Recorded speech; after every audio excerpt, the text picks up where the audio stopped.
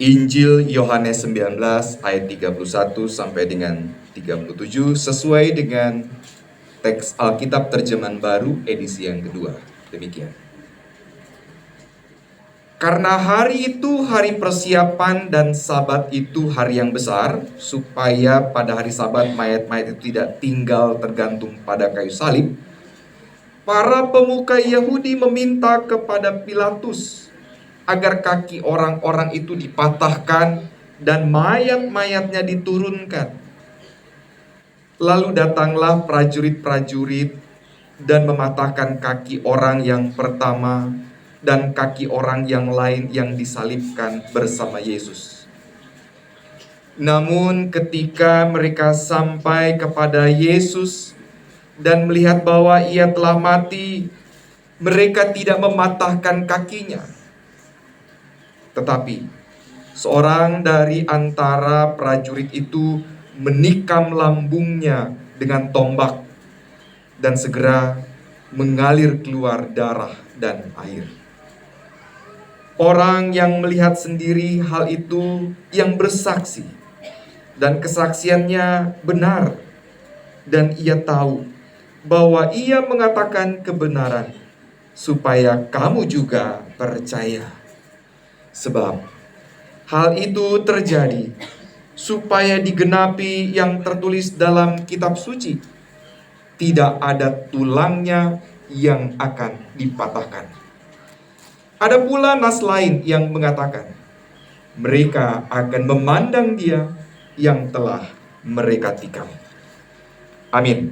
Sampai demikian pembacaan kitab kita. Berbahagialah orang yang mendengar firman Tuhan serta memelihara dalam hidupnya. Hosiana.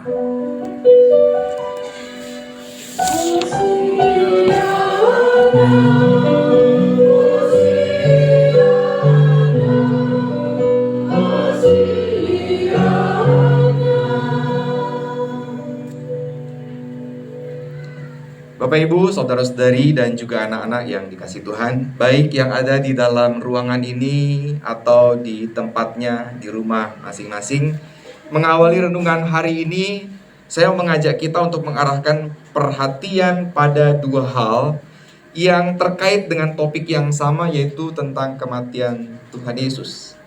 Pertama, Bapak Ibu, saudari, orang Kristen di zaman sekarang tentu sudah sangat banyak yang tahu film The Passion of Christ. Tahu ya? Siapa yang nggak tahu? Atau siapa yang belum tahu? Atau minimal pernah ngedenger namanya? Nggak ada yang angkat tangan. Berarti saya anggap semuanya memang udah tahu gitu ya. Udah pernah nonton. Itu adalah film yang sangat fenomenal, yang menampilkan sudut pandang berbeda tentang peristiwa penyaliban Tuhan Yesus. Di dalamnya itu ada banyak detail.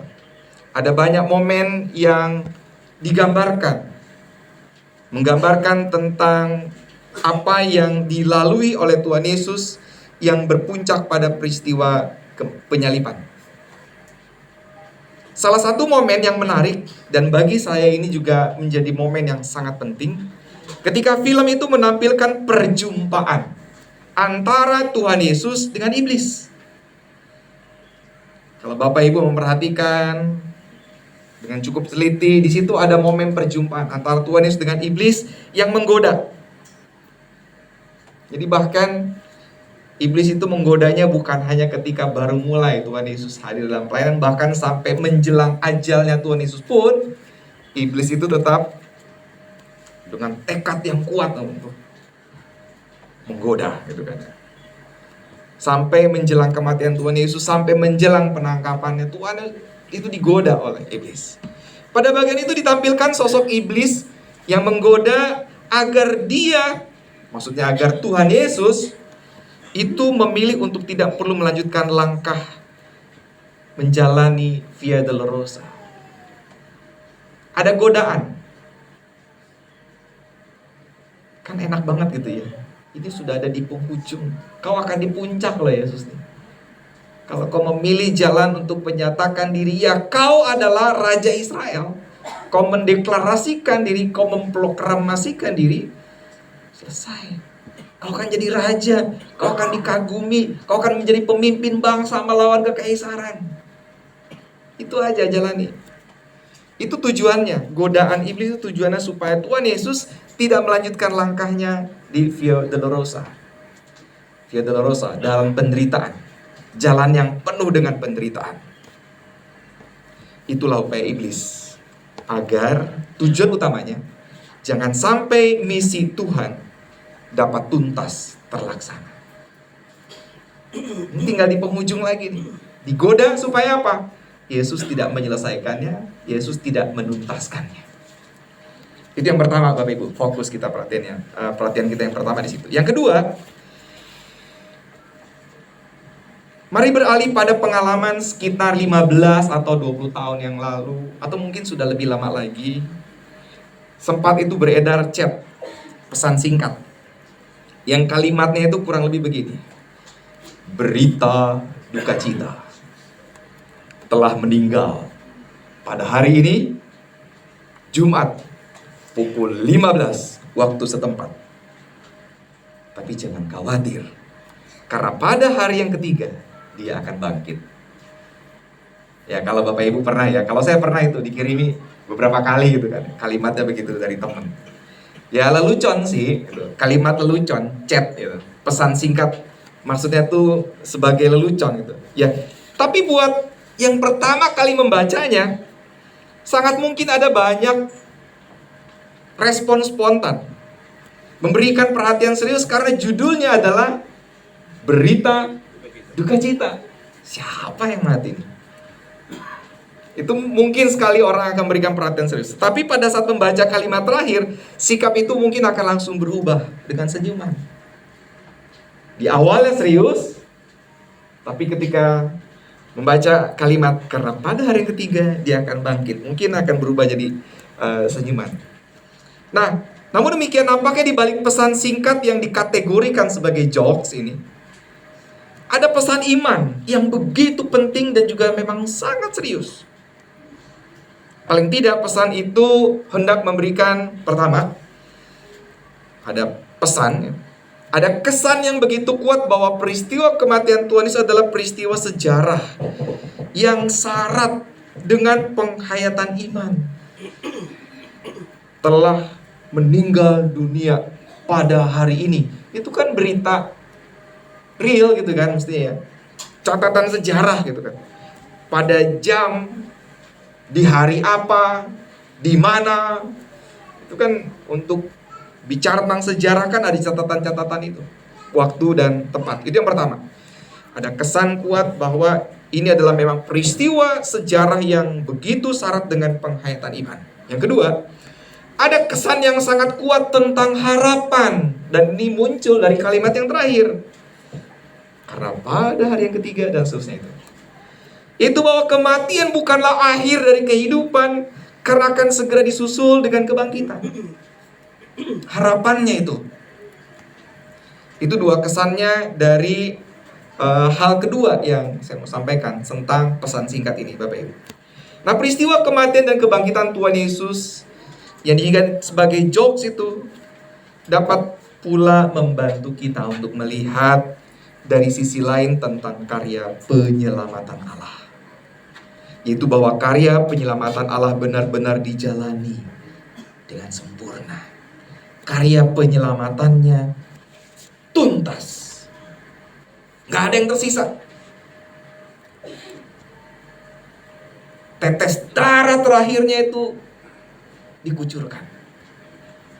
Sehingga kita bisa memahami bahwa bukan tanpa alasan jika peristiwa kematiannya sekarang ini kita menyebutnya dengan peristiwa Jumat Agung. Karena sudah tuntas. Kita menyebut hari ini dengan sebutan Jumat Agung karena di dalamnya itu ada peristiwa yang kita kenal. Bahwa misi penyelamatan, karya penyelamatan Allah itu memang benar-benar tuntas. Dilakukan benar-benar sampai titik yang terakhir dan memberi dampak sangat besar bagi kehidupan manusia sampai saat ini, bahkan sampai selama-lamanya. Kalau tidak ada peristiwa Jumat Agung yang tuntas, Bapak Ibu, gak ada kita semua hari ini. Tuh, gak ada orang Kristen. Nah, Bapak Ibu saudara Tuhan, penulis Injil Yohanes sangat terampil Menggunakan kata-katanya, walaupun pada mulanya dan memang tujuan utamanya, Injil Yohanes ini ditujukan buat orang-orang yang berlatar belakang akademisi, orang-orang ahli filsafat. Injil Yohanes ini memang ditujukan mulanya buat orang-orang Yunani, orang-orang Romawi yang gemar berfilsafat. Ia begitu terampil, Yohanes begitu terampil menampilkan sketsa peristiwa. Bahkan dituliskan dengan cukup detail, yang beberapa bagian tidak ada di Injil lain. Tidak ada. Salah satunya adalah perikop yang kita baca hari ini. Itu nggak ada di 3 Injil yang lain. Itu hanya ditampilkan oleh Injil Yohanes. Melalui perikop ini, Injil Yohanes nampaknya hendak memberikan kesaksian yang seimbang terkait dengan proklamasi tuntasnya misi penyelamatan oleh Tuhan Yesus. Keseimbangan yang seperti apa, Bapak Ibu? Kalau Bapak Ibu memperhatikan di perikop sebelumnya, di bawah judul Yesus mati, di perikop sebelumnya ya, persis di sebelumnya itu ada perikop berjudul Yesus mati. Penulis Injil Yohanes menampilkan sketsa peristiwa yang berpuncak pada pernyataan diri dari dalam diri Tuhan Yesus sendiri, yang menyebutkan apa? Sudah selesai. Dirinya sendiri yang mengatakan, misiku ini udah selesai, udah beres. Itu di ayat yang 30, Bapak Ibu bisa lihat. Inilah proklamasi bagian pertama. Proklamasi bagian pertama yaitu proklamasi dari diri Tuhan Yesus. Versi pertamanya, versi dari sudut pandang Tuhan Yesusnya. Dan dari versi ini juga kita dapat mengklaim bahwa Via Dolorosanya tuntas di situ. Tapi belum selesai bagi Injil Yohanes. Ini belum tuntas nih. Misinya bagi Injil Yohanes belum selesai. Harus ada penyeimbang lagi. Keterampilan penulis Injil Yohanes tampak ketika ia mengisahkan juga proklamasi tuntas itu keluar, muncul dari pihak lain. Kalau yang tadi dari Yesusnya yang mengklaim selesai, maka di perikop yang kita baca ini, khususnya nanti di ayat 34, 35, itu adalah kesaksian dari pihak ketiga. Sudah selesainya itu bukan hanya dari Tuhan Yesus, tapi dari pihak ketiga. Siapa itu? Sosok prajurit. Sudah mati dia. Caranya apa? Ditumbak tuh lambung, dilembing. Sudah tuntas, sudah mati. Hal itu ditampilkan melalui tindakan yang memang jelas sekali. Disaksikan oleh yang lain. Ia memberikan kesaksian itu, tapi juga disaksikan oleh orang lain. Bahkan di Injil Yohanes itu ditegaskan bahwa kesaksiannya itu adalah benar. Pembuktian bahwa proses penyalipan terhadap dirinya itu benar-benar tuntas. Ini proklamasi pihak ketiga. Sudah selesai. Sebagaimana pihak pertama, yaitu Yesus, juga mengucapkan di ayat 30. Sudah selesai. Peristiwa penikaman lambung adalah peristiwa konfirmasi dari pihak yang lain bahwa Via Dolorosa, jalan kesengsaraan, telah tuntas dijalani oleh Tuhan Yesus. Bukan semata-mata pengakuan bahwa tugasku sudah selesai. Lah, pihak keduanya siapa ya? Kalau tadi pihak pertama Tuhan Yesus, pihak ketiganya adalah saksi, prajurit itu. Pihak keduanya siapa? Kita yang ngebaca teks ini. Kita kan harus membaca teks ini. Kita lah pihak kedua, pihak membaca teks ini, yang membaca Injil Yohanes ini. Nah, jadi pernyataan Tuhan Yesus sudah selesai dilengkapi oleh saksi, dan juga bagi kita hayati, kita saksikan dari sudut pandang iman. Selesai memang ini, sudah tuntas ini, nggak ada yang terlewatkan, tidak ada yang tersisa. Semuanya sudah selesai. Tetapi Bapak Ibu, saudari dan juga anak-anak yang dikasihi Tuhan, proklamasi tersebut tidak berdiri sendiri. Dilengkapi dengan peristiwa berikutnya. Bukan hanya sekedar berhenti pada kesaksian, bukan hanya berhenti pada sebuah penegasan, iya ini sudah selesai, sudah tuntas. Karena masih akan harus diikuti dengan refleksi. Kalau udah mati terus kenapa? Kalau sudah selesai terus kenapa? harus ada refleksi. Demikianlah bahwa peristiwa Jumat Agung pada dasarnya bukan semata-mata tentang sosok Tuhan Yesus yang disalibkan saja. Bukan pula semata-mata tuntasnya Via Dolorosa Tuhan Yesus, melainkan juga menjadi peristiwa yang membuat kita bercermin diri dengan mempertanyakan, apakah peran-peranku, apakah tugas-tugas dalam hidupku itu sudah aku selesaikan, itu sudah aku tuntaskan. Ini refleksinya.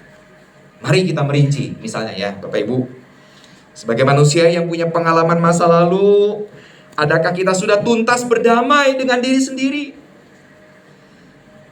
Atau kita masih tenggelam dengan menyalahkan diri, menyesali diri di peristiwa masa lalu, tenggelam di masa lalu, lalu kita stuck di masa lalu? Adakah kita mau menerima kelemahan diri sehingga membuat hidup kita tidak perlu menjadi orang-orang munafik yang pura-pura baik? Apa kita udah selesai dengan masa lalu kita?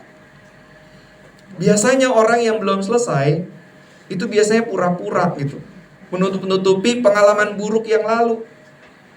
Bapak Ibu ingat, dalam momen kebaktian karismatik biasanya itu ada kesempatan momen kesaksian biasanya. Ingat Bapak Ibu? Ada momen kesaksian. Dan biasanya apa yang disampaikan di momen kesaksian itu? Umumnya itu adalah pengalaman masa lalu yang buruk. Lalu ia mengalami perubahan. Di situ dia sudah selesai dengan dirinya, karena masa lalu yang buruk itu sudah menjadi masa lalu. Itu hidup dia yang lama, sekarang dia menjalani hidup yang baru. Itu yang namanya kesaksian. Itu orang yang mau jujur. Itu orang yang sudah selesai dengan dirinya sendiri. Dia tidak perlu menutupi kebobrokan masa lalunya. Dia malah sekarang mentertawakan masa lalunya. Itu masa lalu. Tapi hidupku kan tidak di masa lalu. Hidupku ada di masa sekarang dan yang akan datang. Aku akan melanjutkan kehidupan lebih baik. Gak perlu malu. Kemudian, sebagai manusia yang juga punya kesalahan dan dosa, tentu tidak luput dari konflik, friksi, gesekan dengan orang lain. Apa kita sudah menuntaskannya? Adakah kita sudah mengambil jalan berdamai dengan pihak lain? Adakah kita sudah tuntas meruntuhkan ego supaya bisa berdamai dengan orang lain? Itu mestinya juga menjadi refleksi buat kita. Lalu sebagai pelayan-pelayan Tuhan yang memiliki banyak keterbatasan, apakah kita tetap setia melayani di tengah-tengah berbagai tekanan? Ada kalanya tekanan itu berupa cercaan. Ada kalanya tekanan itu juga berupa hinaan dan cibiran, macam-macam. Apakah kita tetap rendah hati sampai menuntaskan pelayanan? Sebagai bagian utuh dari keluarga, dari masyarakat, kehidupan di alam semesta, adakah kita mampu menuntaskan misi, memelihara keharmonisan masyarakat dan juga kelestarian alam? Serta masih banyak lain lagi yang bisa kita rinci satu demi satu. Adakah tugas-tugasku, peran-peranku sudah aku tuntaskan? Itu pertanyaan reflektif buat kita. Namun demikian, mari maksimalkan momen Jumat Agung ini menjadi kesempatan kita bercermin diri. Dari tuntasnya misi penyelamatan oleh Tuhan Yesus, dan biarlah ini menjadi cerminan bagi diri kita sendiri agar mengingat bahwa tuntasnya kematian Tuhan Yesus adalah tuntasnya kematian diri kita yang lama. Selesai sudah. Diri kita yang lama sekarang sudah kita tinggalkan. Mari melangkah lahir baru.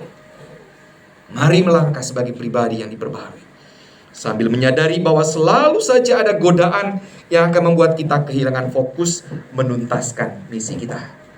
Fokus Bapak Ibu, tuntaskan misi kita, tuntaskan peran kita, sambil tetap waspada. Di samping kanan kita, di samping kiri kita, di atas kita, di belakang kita, itu kadang-kadang ada bisikan, gak usah tuntasin lah, gak usah lah, malu nanti kalau kau mau ngomong, malu. Godaan-godaan seperti itu akan selalu ada. Ingat, waspada tentang hal itu. Mari kita berefleksi dari tuntasnya tugas pelayanan Tuhan Yesus yang menyelamatkan kita, dan kita tuntaskan peran-peran kita, fungsi-fungsi kita, tanggung jawab kita untuk kemuliaan Tuhan. Tuhan berkati. Amin.